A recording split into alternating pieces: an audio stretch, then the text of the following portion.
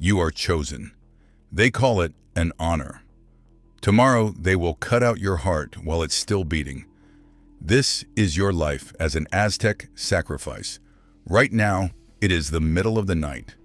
You are lying on a woven mat in a room that smells of copal incense and dried flowers. The walls around you are draped in fine cotton. Someone placed a bowl of roasted turkey near your feet. You haven't touched it. Outside, you can hear the city. Tenochtitlan, one of the largest cities on earth, is preparing for tomorrow. Drums, low voices, the scrape of stone against stone as the priests sharpen their tools at the top of the temple. You've been awake for hours, and the question circling your mind, the one that has no clean answer, is this: are you proud or are you terrified? Because right now, in this moment, you are not sure you know the difference anymore.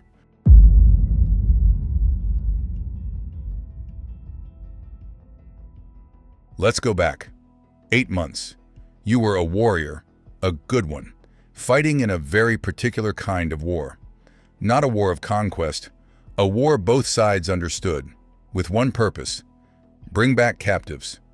The Mexica called it Xochitlal, the Flower War. You fought hard, but somewhere in the dust and the screaming, it ended. A net, a blow. 4 warriors overwhelming you at once. The exact moment doesn't matter. What matters is what came next. They didn't kill you. They bound your wrists loosely and walked you toward the great city on the lake. Fed you along the road. Kept you out of the rain. One soldier's tone when he spoke to you was almost respectful. You weren't alone. Other captives walked with you, some weeping, some furious, some already blank. But none of them were treated like livestock. Not everyone arrived this way. Some were volunteers, men who walked forward willingly, believing their death would feed the gods. Others were children, chosen for Tlaloc, the rain god, because a child's tears were considered the most powerful prayer for rain imaginable. But war captives were the most valued offering of all. And that, you were about to discover, came with consequences you never anticipated.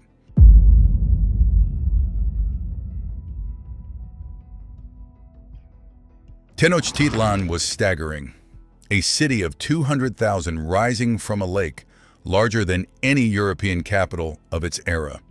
Markets, causeways, pyramids catching the sun. They brought you to a compound near the Templo Mayor.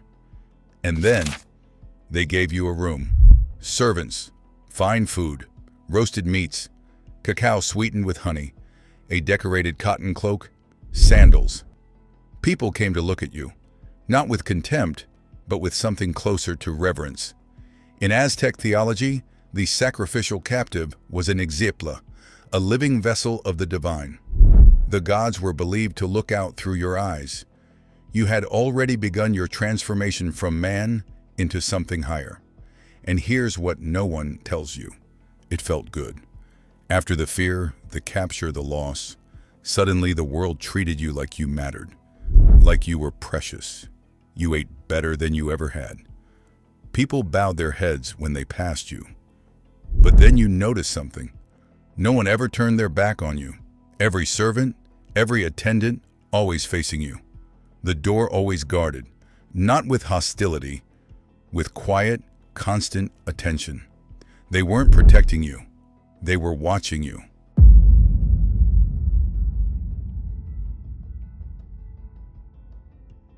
The priests arrived on the 3rd morning, patient, soft-spoken. They came to teach. They taught you dances, ritual movements tied to specific gods, practiced until your legs ached and the steps became automatic. They taught you hymns in classical Nahuatl, the sacred language, praising the sun and acknowledging the debt between humanity and the divine. And between the dance and the song, they told you about the world. The Aztec cosmos ran on a terrifying logic. The universe is always dying, and only human action keeps it alive. gods themselves had sacrificed their own bodies to create the sun at the beginning of time. Humanity owed a debt that could never be fully repaid, only regularly paid. The sun needed blood to rise, the rain needed tears to fall, the earth needed death to give back life. "You are not dying," the priest said quietly. "You are paying. You are the mechanism that keeps everything running." And this is the part that is actually the most disturbing thing in this entire story. More disturbing than the knife, more disturbing than the altar. It worked. Not the sacrifice itself, but the belief. Because slowly, through the food, the music, the prayers, the transformation, something in you shifted. The fear didn't leave, but pride moved in alongside it. After enough days of being treated like a god, after enough people looking at you with that expression, awe mixed with grief, mixed with gratitude, you started to believe it too.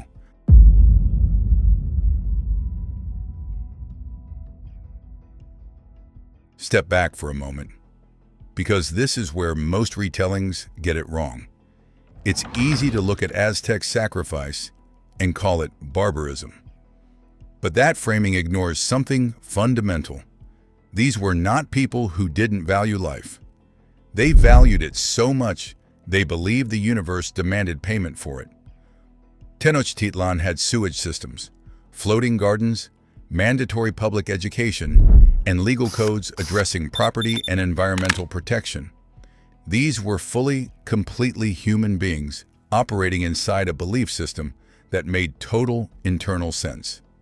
The Templo Mayor, dedicated to Huitzilopochtli, god of war and sun, and Tlaloc, god of rain, was rebuilt 7 times, each dedication larger than the last. The numbers of sacrifices remain genuinely debated. Aztec records and some Spanish colonial sources claim thousands in single ceremonies, while modern historians argue the figures were likely exaggerated for political effect. But even conservative estimates confirm sacrifice was frequent, systematic, and woven into every layer of civic life. The children offered to Tlaloc were dressed in fine clothing, fed the best food, their families sometimes honored by the selection. Their tears, genuine, terrified tears, were believed to be the most powerful prayer possible. If every sunrise, every raindrop, every harvest had been explained to you through this framework from birth, would your mind have worked any differently? Almost certainly not. And that is the most unsettling truth here. Not the knives, the sincerity, the absolute unshakable sincerity of a civilization that genuinely believed it was holding the world together.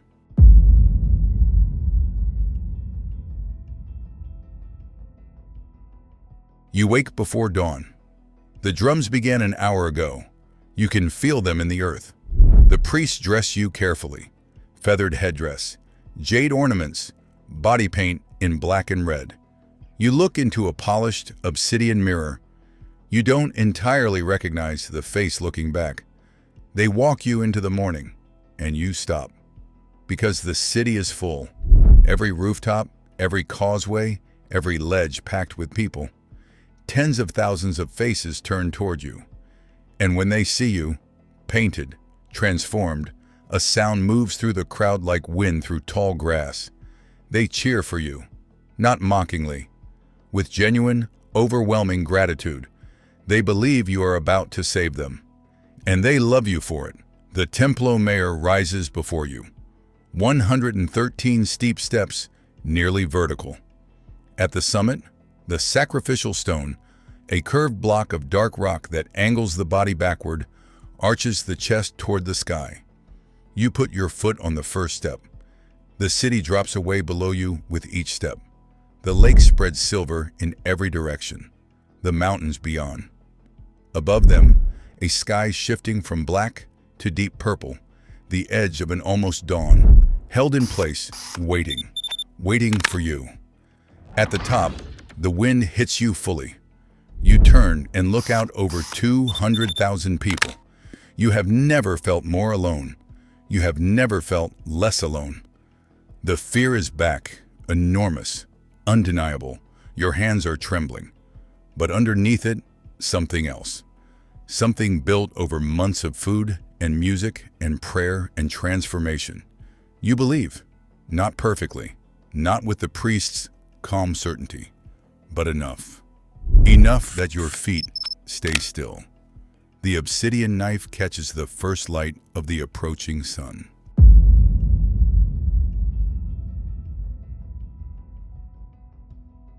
Four priests take hold of you, one at each limb. They guide you backward onto the stone, your chest arched upward toward the sky. You look up. The sky above you is enormous. The high priest moves fast. Decades of practice have made the motion precise and automatic. It takes approximately 15 seconds. You are conscious for most of it. What follows is beyond cinema. Beneath the shock is pain. Beneath the pain is a sound from the crowd, not horror, not revulsion, release. 200,000 people exhaling at once. The priest raises the heart, still beating. The Aztecs called it Teolayab, the animating force of a human being, the soul made visible, the thing the gods hungered for. He holds it toward the sky, and then, as it does every morning, the sun rises.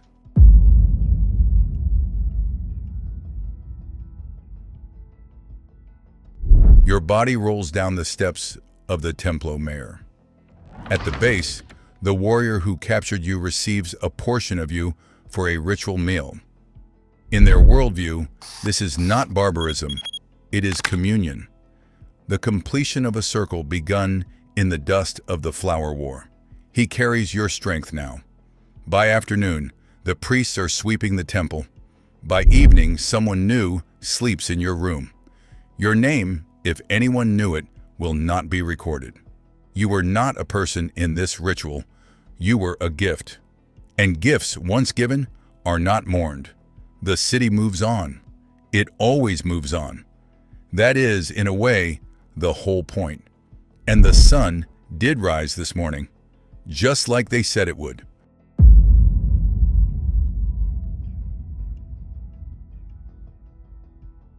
Here is the question that historians rarely ask, the one that lives under all the facts and the dates and the theological analysis.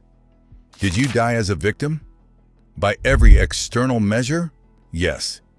You were captured. You were manipulated.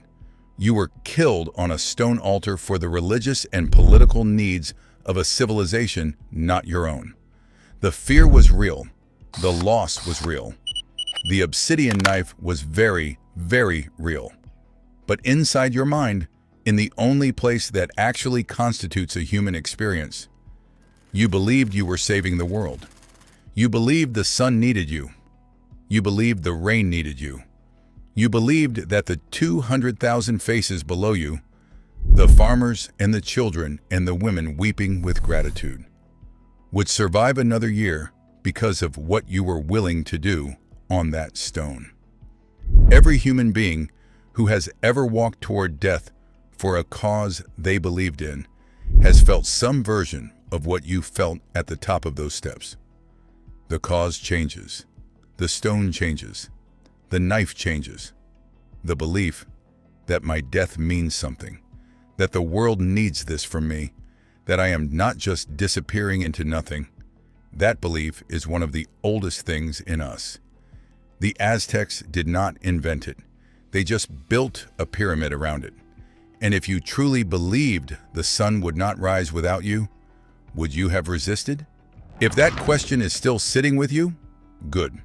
That discomfort is history, doing its job. Subscribe if you want to keep living inside moments like this one. Every week, we put you inside a life that history forgot to explain from the inside. Not dates, not timelines. Experience. And if you want to go deeper, the best thing you can do after a story like this is go verify it yourself. Hit the notification bell so you don't miss what's coming next.